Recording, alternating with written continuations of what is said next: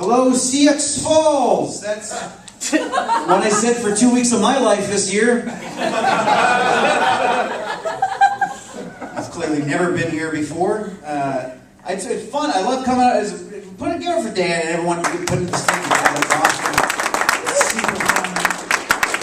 Now you guys can clap while I remember what the hell I was supposed to say. No, it's fun. I love traveling around for comedy and stuff. It's super good. But the first time I had to go out anywhere to do a show. I'm from Boston. I should have said that too. But the first time I had to go somewhere for comedy, I had to go to New York City, and I found almost immediately that I am no good in a big city. Some girls have resting bitch face. Have you guys heard of this medical syndrome? Resting bitch face. I don't have resting bitch face. What I do have is resting fear face. Yeah. So my default face walking around is just, oh no. So I was really young, and I in my early 20s, and I'm walking around New York just going, oh shit. And you can tell when someone's from that city because their head's down, they're trying not to make eye contact with the crazy people, but I'm still bewildered by all these tall buildings. And so I'm making that terrified face and I'm doing this. And this, what I'm doing right here with my neck, this is a prime stabbing position. This is me letting you know I got no idea where I am. And you can totally mug me. I don't even know where to report it. That's fine. This is me telling you I probably have $400 in my left shoe because I didn't know if my bank would be out here or not. I imagine anytime I walk around like this, there's just a guy around the corner yep, that's the dude I'm gonna stab. And it almost happened. I got mugged in New York City once, and it was the most bizarre experience I've ever had, and I'll share this with you, and I swear to you this is true. I was walking around the streets, I was trying to get back to the bus station because I got that money, and buses are cheap, you guys. But so I was walking around, it was late at night, and a guy walks up to me, and he goes, give me all your fucking money. And I'm not miming that he had a gun. He did this.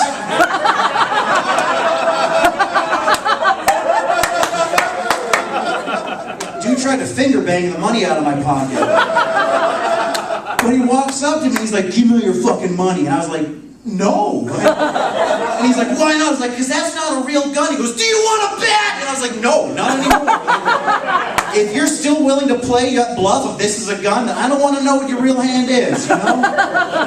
Plus, I had $6. So I was like, all right, fuck it, take it. Dude takes my money, runs away from me, immediately starts shitting himself.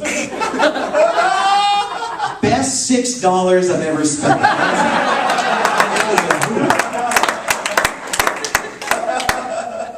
I am single too, if you couldn't tell by now, so ladies, when I got Burger King follows on Twitter,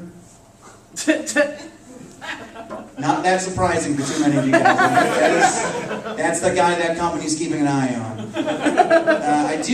I do understand why I'm single. I think that's an important part of life, is understanding why you're so alone and lonely all the time, Alan. I think a lot of that, I get it, I get that the only chance I have of getting laid tonight, I know, is that if someone here wants to go through a try something new phase, right? A girl wants to fuck a homeless guy, but baby steps, you know? No, it's cool because I know, I got that fresh, just lost everything kind of look, right? Or in the AMs, I was still in my office, I was doing my job. In the PMs, I blew a guy for a cheeseburger, I did. But I'm still fresh in there, that they still think they can come and flip me. I'm in the foreclosed home of lovers, you know? You definitely gotta do some work and clean it up, get the alligator out of the pool before the kids go swimming, but then, who knows? Make your investment back. But the other thing is too, honestly, if a girl is going to date me, if someone here, if your standards are so low that you're gonna date me, she's trash. I can do better than that. I owe it to myself to be better than that, right? Oh. So So I just spend all my day in my room watching TV. I watch an insane, stupid amount of TV. Do you guys watch Law & Order SVU? Yeah. When I first started getting SVU, my friends came over my house one day to tell me they were worried about how much Law & Order I've been watching. That's where my life's at. But you guys think about it, SVU, it's Law & Order SVU. SVU is just Law & Order, but the sex crime division. And I think it's kind of rude to have an hour-long show about sex crimes, right? And then have it be brought to you by a guy named Dick Wolf. Right? Dick Wolf? Dick Wolf. His name's Dick Wolf. Your name's Richard, man. We all know that. Call yourself anything else for this one show. We're still gonna know it's you. Call yourself Rick Wolf, right? Rick Wolf seems like a cool guy. I'll try coke with a guy named Rick Wolf.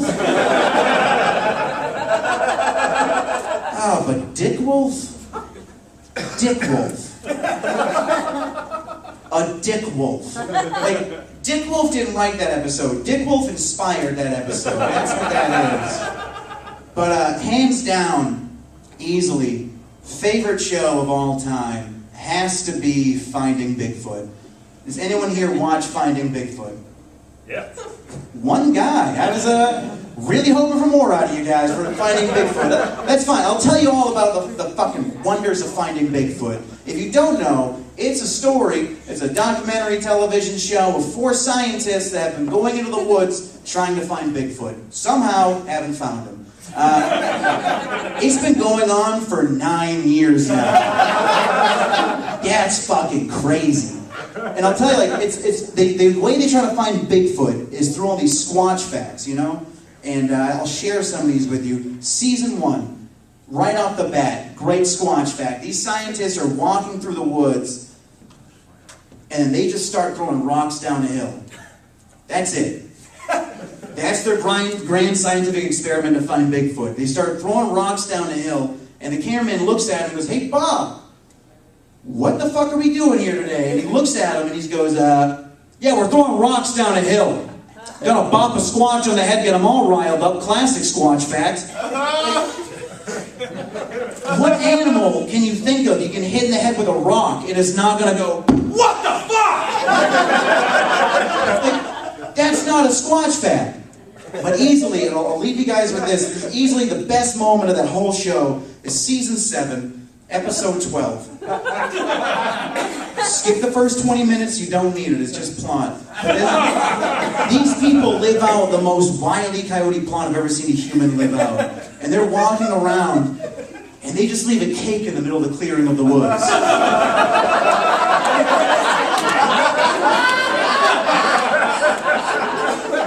And the cameraman looks at him, it's been 7 years at this point, he's like, "I have a film degree, you're wasting my life, what are you doing here today?" And he's like, "Oh yeah, we let this cake in the middle of the woods, classic Squatch fact, leave the cake out here long enough, the Squatch is bound to eat it up." You can leave a cake in the middle of any part of any place at any time. Something like that fucking cake. That's not a Squatch fact, that's a cake fact. You can find your best friend of 20 years, give him a cake that says, "Hey, I fucked your sister," he's gonna be like, "Holy shit, red velvet. Thank you so much." You can give your neighbor a cake that just says, "Hey, your dog didn't run away."